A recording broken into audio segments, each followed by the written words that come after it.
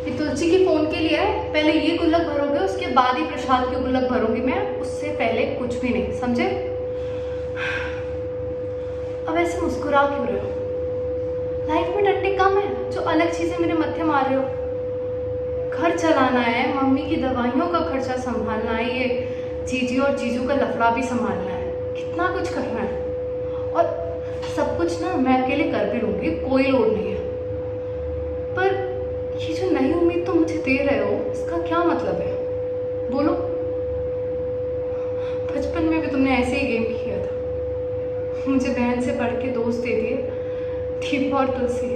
उनके साथ ऐसे लगने लगा जैसे लाइफ में और कुछ चाहिए ही नहीं है। फिर क्या किया तुमने? स्कूल छुड़वा दिया मेरा, अलग कर दिया मेरे जिगरों से मुझे। होमवर्क करने की उम्र में होम के वर्क का बोझ अपने कंधों पे लेके चलना पड़ा।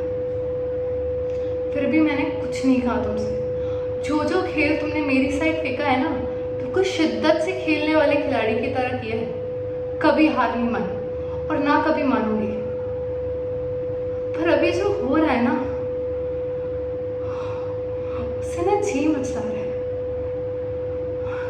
दूसरों को संभालते संभालते कभी ऐसा लगा ही नहीं कि खुद को संभालने की भी जरूरत पड़ सकती है। पर आज जब पृथ्वी जी को देखा ना, तो ऐसा लगा जैसे कोई हो जो देखा। इसी उम्मीद की बात कर रही हूँ मैं, खुद के लिए जीने की उम्मीद। बचपन में भी तुमने दी थी, फिर बाद में छीन ली। उस टाइम तो झेल लिया मैंने, पर दोबारा हुआ ना तो शायद। माना तुमने मुझे इतना स्ट्रांग बनाया है कि अगर मैं टूट के गिरूंगी ना तो दोबारा खड़ी हो जाऊंगी। तो इसका मतलब ये नहीं है ना तुम बार बार मेरा टेस्ट लेते रहो। और ऊपर से जो तितलियों का झुंड तुमने मेरे पेट में डाल रखा है ना,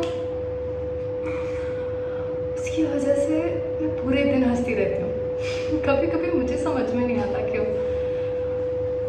लेकिन अगर बाद में रोना ही है ना, तो अभी रुक जाओ, क्योंकि बाद में दिल टूटा ना, मैं सच बता रही हूँ, पूरी जिंदगी बात नहीं करूँगी आपसे, कट्टी हो जाएगी मेरी।